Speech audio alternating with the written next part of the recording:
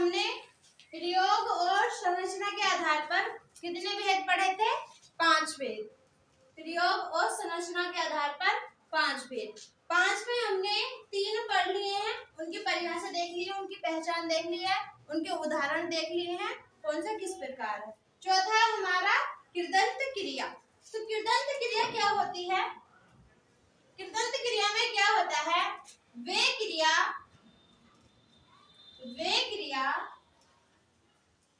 जिसमें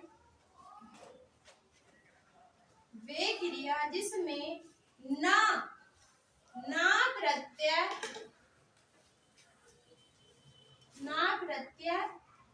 नहीं लगा हो।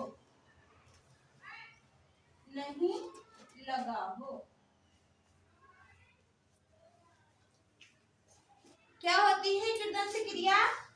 वे क्रिया जिसमें ना प्रत्यय नहीं लगा हो। जैसे हमने क्रिया क्या पढ़ी थी? हमारी क्रिया क्या होती है?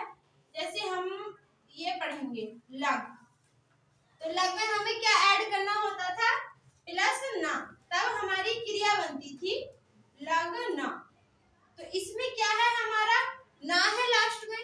लेकिन कृदंत क्रिया में क्या होता है? वे क्रिया जिसमें ना प्रत्यय नहीं लगा हो, मतलब ये वाला ना नहीं होना चाहिए। तो सिंपल क्रिया में हमारा ना है, तो ना नहीं होने वाले शब्द लिखेंगे, जैसे लगेगा, लगता है, लगता। ठीक है, तो इसमें लास्ट में क्या है? गा है और इसमें ता है, मतलब इनमें ना प्रत्यय नहीं है। तो ये क्या हो गई हमारी कृदंत क्रिया। आगे देख लो, जैसे चलेगा,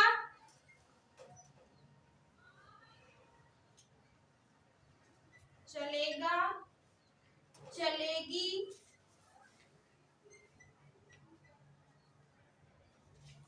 या चल। ठीक है, तो इसमें क्या है? हमारा ना प्रत्यय नहीं है, तो क्या हो गई है हमारी कृदंत क्रिया। इसमें देखो एक खास पहचान होती है, पहचान के तौर पर हम इन चीजों को याद कर लेते हैं। जैसे कि ये चलेगा है, तो इसमें क्या है? लास्ट में एगा है। ठीक है, और इसमें ये चलेगी, तो इसमें क्या है? एगी, और ये चल खाली, तो इसमें हम ए भी कह सकते हैं, ए, या चले हो जाएगा, ये चले, तो ए की जगह हमारा ए हो जाएगा। ठीक है, तो समझ में आ गई कृदंत क्रिया क्या होती है? कि वे क्रिया जिसमें ना प्रत्यय लगा हुआ नहीं हो, जैसे कि लगेगा, लगता है, चलेगा, चलेगी, चले। और इसकी जो हमें थोड़ी सी पहचान करनी होती है, तो खास पहचान इसकी इन शब्दों से हो जाती है कि लास्ट में एगा होगा, एगी होगी और ए होंगी। ठीक है, तो कृदंत क्रिया समझ में आ गई होगी। इसके बाद में आती है सबसे लास्ट में संयुक्त क्रिया। कौन सी आती है? संयुक्त क्रिया। नंबर 5 हमारी संयुक्त क्रिया। नंबर 5 संयुक्त क्रिया। संयुक्त क्रिया में क्या होता है? संयुक्त क्रिया में यह होता है कि जब हम किसी क्रिया को लिखते हैं, तो उसमें लास्ट में एक से अधिक क्रिया होनी चाहिए। जैसे कि इसमें लिखो, पहले इसकी पहचान लिखो। जब किसी एक कार्य के लिए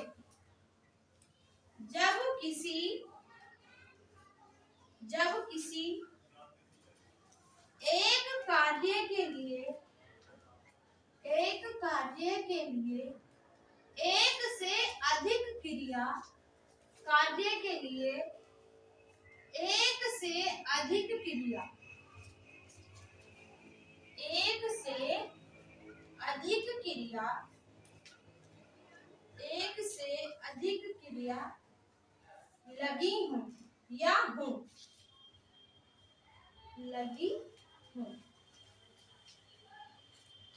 तो क्या है क्रिया जब किसी एक कार्य के लिए एक से अधिक क्रिया हो किसी वाक्य में। तो उदाहरण देखो, इसका उदाहरण से हमें स्पष्ट होगा कि कैसे होगा ये। उदाहरण देखो इसमें पहले, वह मुझे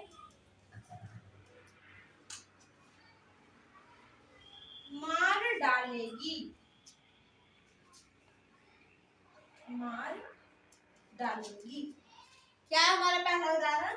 वह मुझे मार डालेगी। तो इसमें देखो परिभाषा के अनुसार कि जब किसी एक कार्य के लिए एक से अधिक क्रिया, एक से अधिक क्रिया, तो हमारा वाक्य में देखो वह मुझे मार डालेगी। तो मारना, मारना क्या है? हमारा एक क्रिया है, मारना एक हमारा क्रिया है, क्योंकि हमें क्रिया की पहचान पता है, लास्ट में ना होता है और जो शुरू का शब्द होता है मारना, मतलब मारने का अर्थ निकल रहा है कि हम किसी को मार सकते हैं। एक क्रिया आ गई इसमें हमारी मारना, दूसरी है डालेगी, तो ये क्या हो गया? डालना। तो ये क्या हो गई? हमारी दूसरी क्रिया हो गई। मतलब इस वाक्य में जब हम किसी कार्य को कर रहे हैं तो एक से अधिक क्रिया है।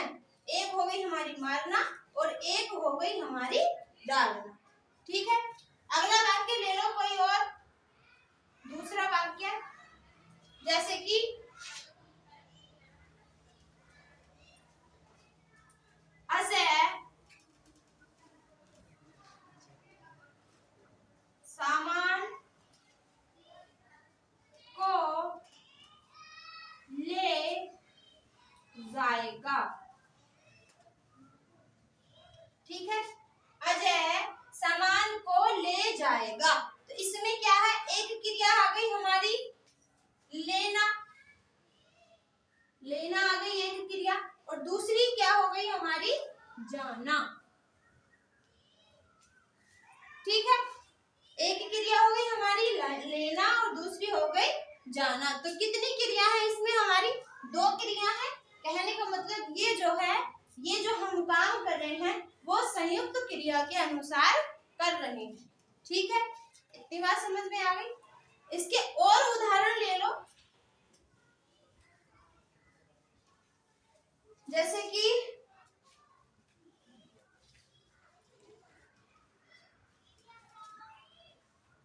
एकता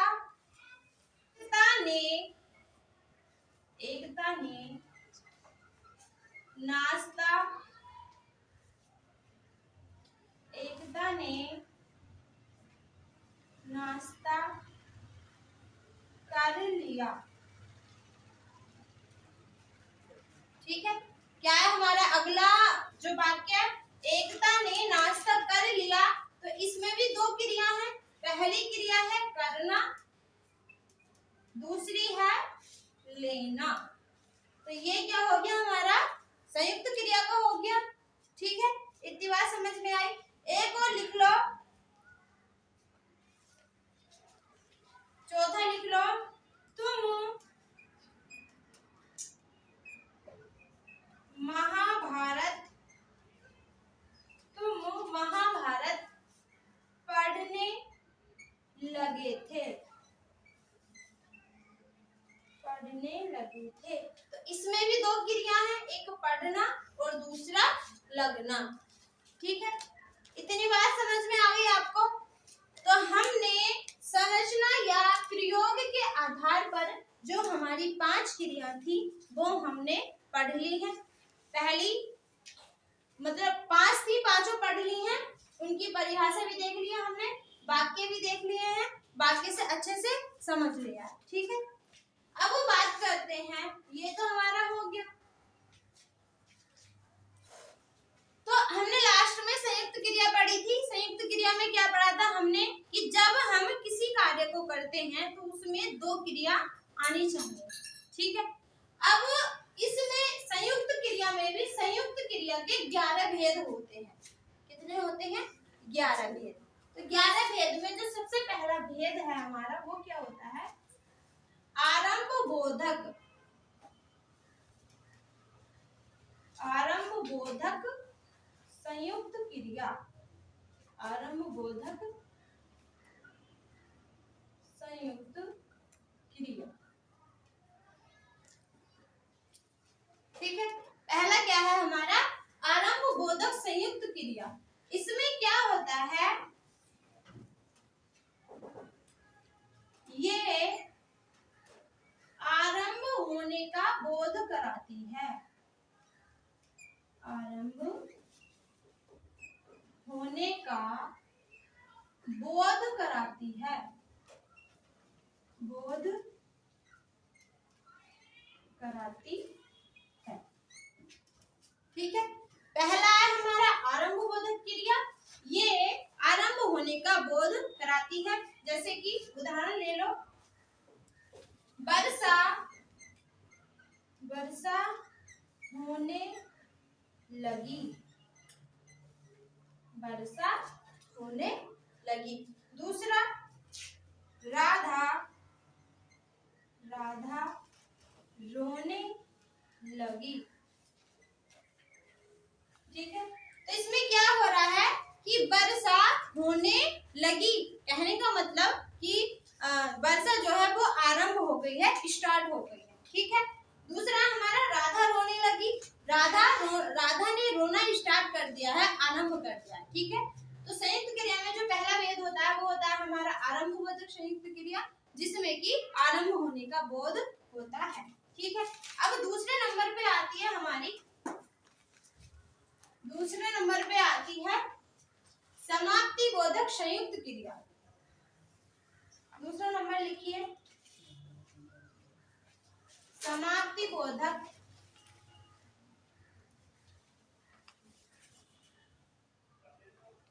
समाप्ति बोधक संयुक्त क्रिया। ठीक है, तो इसमें भी यही होगा कि ये समाप्त होने का बोध कराती है, या ये समाप्ति का बोध कराती है, बोध कराती है। तो क्या है हमारा नंबर 2, समाप्ति बोधक संयुक्त क्रिया। समाप्ति बोधक संयुक्त क्रिया के कहने का मतलब है कि ये समाप्ति का बोध कराती है। उदाहरण देखिए इसमें पहला, जैसे पायल नहा चुकी है, नहा चुकी है। तो क्या हो रहा है इसमें कि पायल नहा चुकी है, मतलब उसने अपना जो कार्य है वो समाप्त कर लिया है, वो नहा चुकी है। ठीक है, अगला देखो, रमेश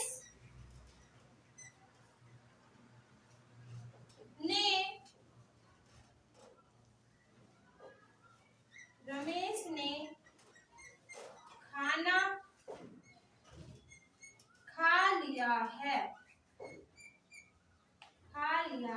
या रमेश खाना खा चुका है, ऐसे भी बोल सकते हैं।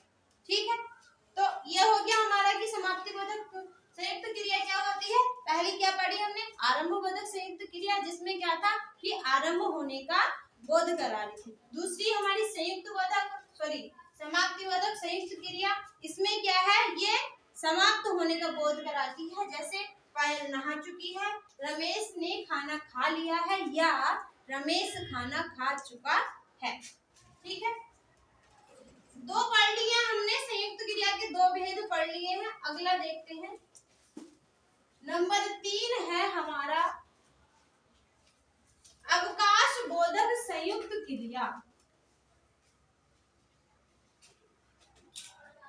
अवकाश बोधक संयुक्त क्रिया, तो इसमें भी यही होगा कि ये अवकाश का बोध कराती है, ये अवकाश का बोध कराती है, बोध कराती है। ठीक है, मतलब आपने अब तक एक चीज तो नोटिस कर ली होगी कि यहाँ पे जो फिर वो आरंभ बोधक हो या समाप्ति बोधक हो या अवकाश बोधक हो, तो वो क्रिया वही काम करा रही है। आरंभ बोधक में आरंभ होने का बोध करा रही थी, समाप्ति बोधक में समाप्त होने का बोध करा रही थी, और अवकाश बोधक में अवकाश का बोध करा रही है। मतलब अवकाश यानी कि छुट्टी। ठीक है, तो इसमें क्या है, अभी इसका उदाहरण देख लो। अजय खाना नहीं खा पाया, नहीं खा पाया। ठीक है, अजय खाना नहीं खा पाया। दूसरा, रावण युद्ध नहीं जीत पाया, नहीं जीत पाया। ठीक है, तो इसमें क्या हो रहा है कि अवकाश हो रहा है, मतलब अजय ने खाना नहीं खाया, मतलब उसने अवकाश कर दिया। और रावण युद्ध नहीं जीत पाया, मतलब कि उसका अवकाश हो गया है। ठीक है, अब देखो इसमें ये नहीं कि कुछ भी वाक्य बन जाए। संयुक्त क्रिया में हमने क्या पढ़ा था पहले, जब हमने संयुक्त क्रिया पढ़ी थी कि जब हम किसी कार्य को करते हैं तो उसमें दो क्रिया होनी चाहिए। तो इसमें भी देखो खाना और पाना, ठीक है, इसमें भी जीतना और पाना। ऐसे ही जो हमने पिछले पढ़ी थी उसमें भी लास्ट में दो क्रिया होंगी जरूर। ठीक है, अब ये हो गया हमारा अवकाश बोधक संयुक्त क्रिया, इसमें अवकाश का बोध होता है। अब अगला जो हमारा चौथा नंबर होगा,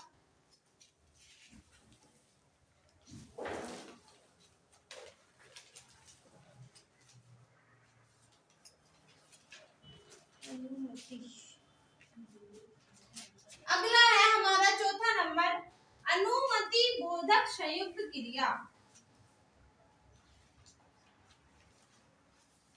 अनुमति बोधक संयुक्त क्रिया। तो अनुमति बोधक संयुक्त क्रिया में भी वही होगा जो हमने पिछली वाली क्रिया में करा था कि इसमें ये अनुमति का बोध कराती है, ये अनुमति का बोध कराती है,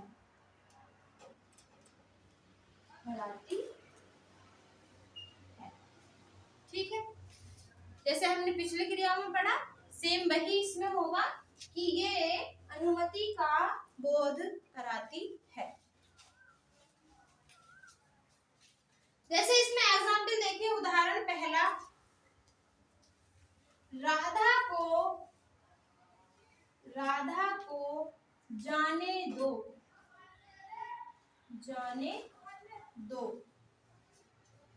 ठीक है।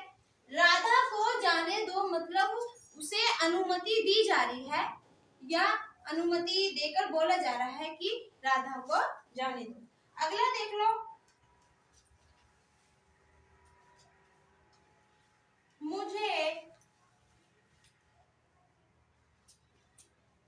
सोने दो,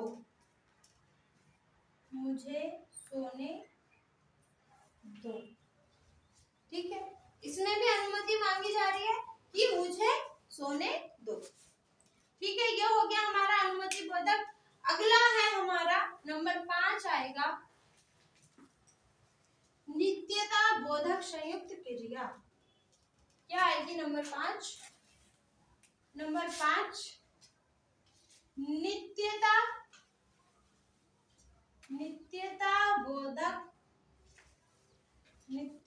बोधक संयुक्त क्रिया, नित्यता बोधक संयुक्त क्रिया। तो नित्यता बोधक संयुक्त क्रिया में भी वही होगा जो हमने पिछली क्रिया में करा है कि ये नित्यता का बोध कराती है, ये नित्यता का बोध कराती कराती है, बोध कराती है। ठीक है, यही पढ़ा था हमने जितने भी पीछे क्रिया पढ़ी है सब में यही है। जो हमारा यहाँ नाम होता है वही उसी चीज का ये बोध कराती है। ठीक है, तो इसमें उदाहरण देखो, नित्यता बोधक में उदाहरण कौन से होंगे? तो इसमें उदाहरण देखो, पहला कि हवा बह रही है, बह रही है। तो इसमें क्या हो रहा है? नित्यता का बोध हो रहा है। मतलब ऐसा तो नहीं है कि हवा रुक रुक के चल रही हो, हवा निरंतर बह रही है। नित्यता मतलब निरंतर, मतलब चलते रहना। ठीक है, तो इसमें क्या है? हवा बह रही है। अगला देखो, पानी चल रहा है, चल रहा है। ठीक है, या और भी लिख सकते हैं कि राधा गा रही है, गा रही है। मतलब वो गा रही है, निरंतर गा रही है। ठीक है, तो ये पढ़ लिया हमने नंबर 5, नित्यता बोधक संयुक्त क्रिया। अब अगला पढ़ेंगे नंबर 6।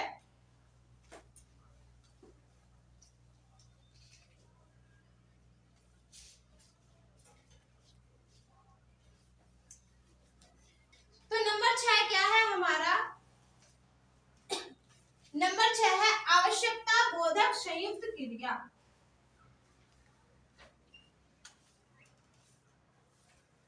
आवश्यकता बोधक संयुक्त क्रिया। इसमें भी वही होगा जो हमने पिछली क्रियाओं में पढ़ा है कि ये आवश्यकता का बोध कराती है, ये आवश्यकता का बोध कराती है, बोध कराती है। ठीक है, ये आवश्यकता का बोध कराती है। इसमें उदाहरण देखो, पहला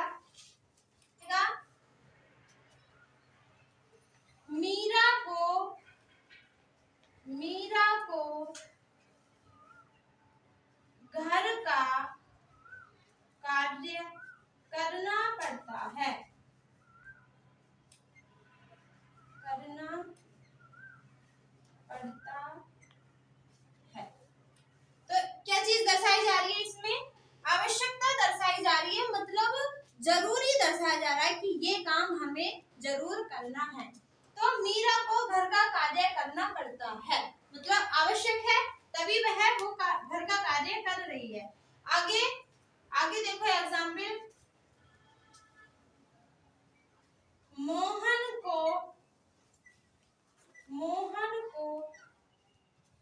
स्कूल जाना पड़ता है, जाना पड़ता है। ठीक है, मोहन को स्कूल जाना पड़ता है, मतलब आवश्यक है, जरूरी है, इसलिए वो मोहन स्कूल जाता है। समझ में आ गई है आवश्यकता बोधक क्रिया। अब नंबर 7 है संयुक्त क्रिया का भेद। नंबर 7,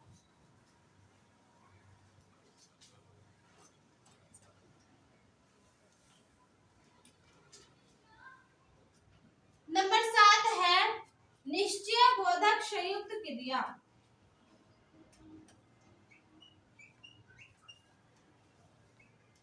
निश्चय बोधक संयुक्त क्रिया। इसमें भी वही होगा जो हम पिछली क्रियाओं में करते आए हैं कि ये निश्चितता का बोध कराती है, निश्चितता का बोध कराती है, बोध कराती है। निश्चय बोधक संयुक्त क्रिया में क्या है कि ये निश्चितता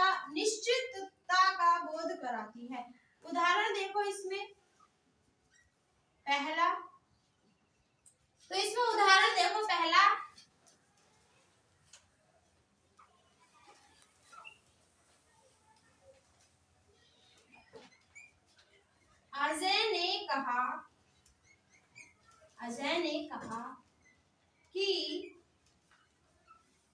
आज पिट कर जाएंगे।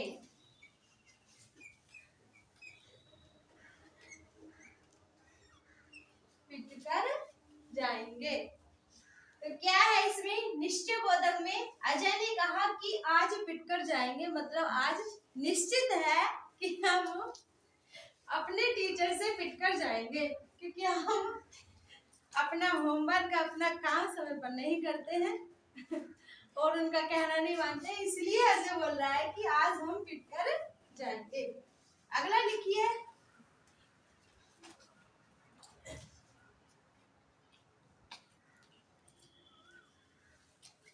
मोहन ने कहा कि आज हम खाना बनाएंगे। खाना बनाएंगे। ठीक है। अब देखो इसमें एक चीज है, एक चीज और समझानी है इसमें। देखो एक की होती है ये वाली और एक की होती है ये वाली।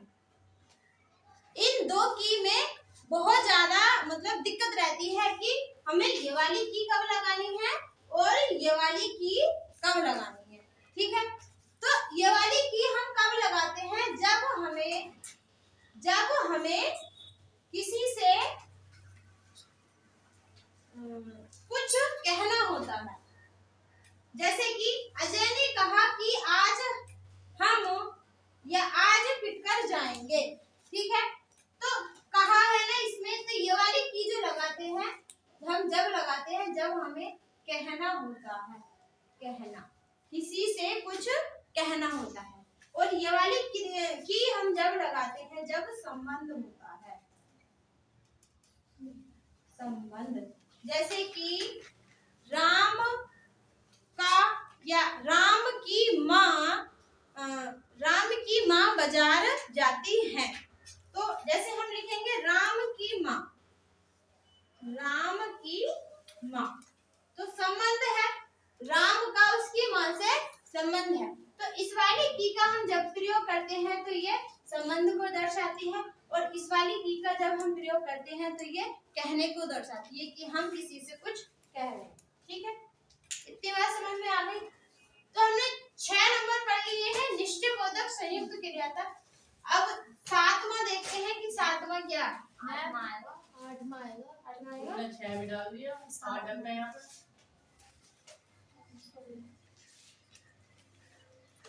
तो 8वां है हमारा इच्छा बोधक संयुक्त क्रिया।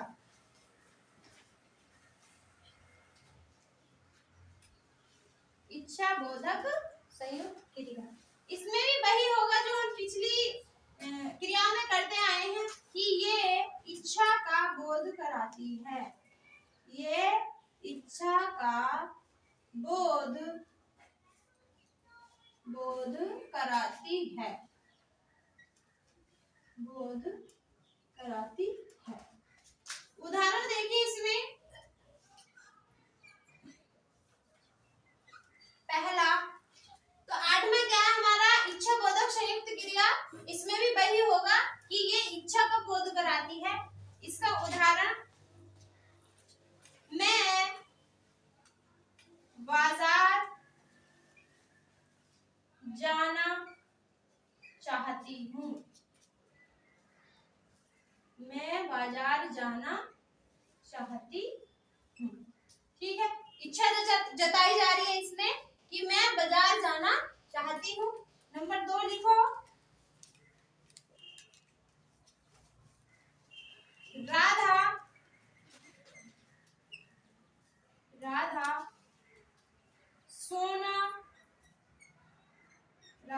सोना चाहती है। राधा सोना चाहती है। ये सोना सोने वाला सोना नहीं है, मतलब गोल्ड नहीं है। ये दूसरे वाला सोना है यानी स्लीप, नींद वाला सोना। ठीक है, तो 8 हो गया हमारा इच्छा बोधक संयुक्त क्रिया। अब नंबर 9 पे आते हैं। नंबर 9,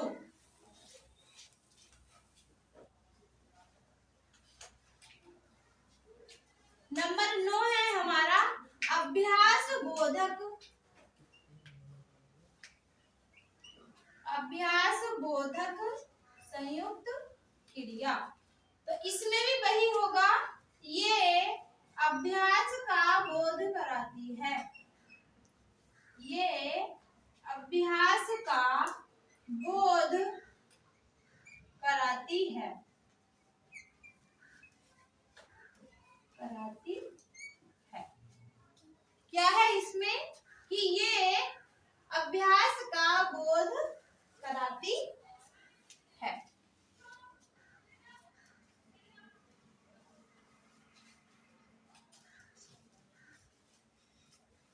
नंबर 9 अभ्यास बोधक क्रिया, ये अभ्यास को बोध कराती है। इसके उदाहरण देखो, अजय गाना गाया करता है, अजय गाना गाया करता है। अभ्यास की बात आ रही है कि अजय गाना गाया करता है। ठीक है, अगला लिखो, वह बाजार जाया करती है, जाया करती है। वह की जगह हम एकता भी कह सकते हैं, पायल भी कह सकते हैं, आंचल भी कह सकते हैं। ठीक है, किसी का भी नाम लिख सकते हैं। तो ये आपने पढ़ लिया कि अभ्यास बोधक संयुक्त क्रिया क्या होती है। इसमें अभ्यास का बोध होता है, जैसे कि अजय गाना गाया करता है, मतलब वो अभ्यास करता है। वह बाजार जाया करती है। ठीक है, इतनी बात समझ में आ गई। अब नंबर 10 है हमारा, जो कि सेकंड लास्ट है। नंबर 10 है हमारा शक्ति बोधक।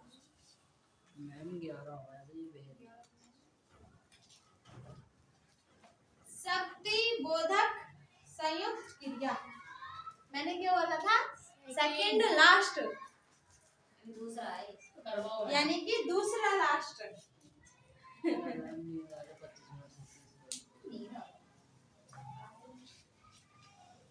तो 10वां क्या है हमारा? शक्ति बोधक संयुक्त क्रिया। इसमें भी वही होगा कि ये शक्ति का बोध कराती है, ये शक्ति का बोध, शक्ति का बोध कराती है, कराती है। इसमें उदाहरण देखिए, उदाहरण पहला,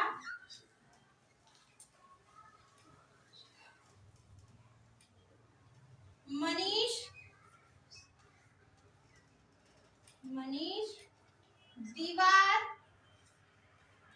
तोड़ सकता है, तोड़ सकता है। ठीक है, जब वो दीवार को तोड़ेगा, उसे तोड़ने का प्रयास करेगा, तो उसकी शक्ति का बोध होगा, सीधी सी बात है। तो शक्ति बोधक में मनीष दीवार तोड़ सकता है। नंबर 2 लिखिए, एकता चल सकती है, चल सकती है। आप सभी को पता होगा कि हम चलते हैं, बोलते हैं, खाते हैं, पीते हैं, कुछ भी कार्य करते हैं, बिना शक्ति के नहीं हो सकता। उसमें चाहे किसी कार्य में ज्यादा शक्ति लगे या किसी में कम लगे, लेकिन शक्ति लगती जरूर है। तो इसी में एकता चल सकती है। तो हमारे ये 10 हो गए संयुक्त बोधक, संयुक्त क्रिया के 10 भेद हो गए हैं। सबसे लास्ट आता है 11 नंबर हमारा वो है पुनरुक्त बोधक, या इसे खाली पुनरुक्त भी कह सकते हैं कि पुनरुक्त संयुक्त क्रिया या पुनरुक्त बोधक संयुक्त क्रिया। इसमें भी वही होगा कि ये पुनरुक्ता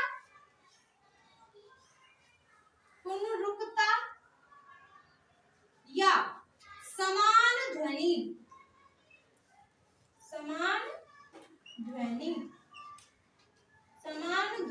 का बोध कराती है,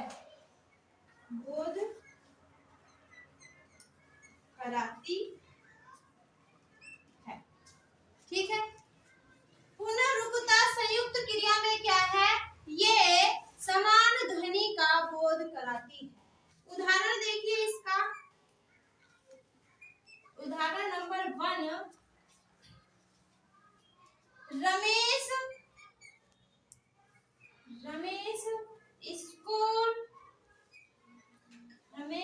स्कूल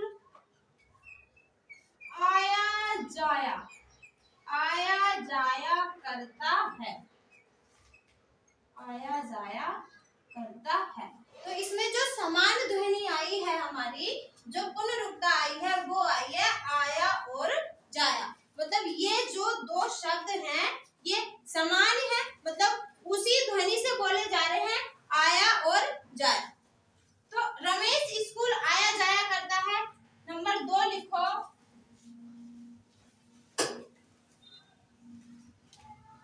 मंजीत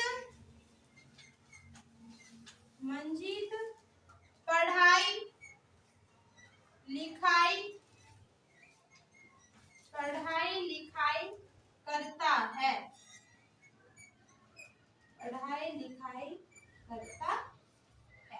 सेम शब्द है, समान ध्वनि के शब्द निकल के आए हैं। तो ये है हमारी संयुक्त क्रिया के भेद। संयुक्त क्रिया के 11 भेद हो चुके हैं, हमने पढ़ लिए हैं कौन सा क्या है, ज्यादा अंतर नहीं है। जो हमारा ये संयुक्त क्रिया का नाम है केवल वही हमें निकालना होता है, ठीक है। सिंपल से हैं, समझ में आ चुके होंगे ऐसी उम्मीद है। तो इसी के साथ अब हम अपनी ये क्रिया वाली क्लास खत्म करते हैं। अगला जो पार्ट है, मतलब इससे आगे जो बचा है वो अगले पार्ट में, ठीक।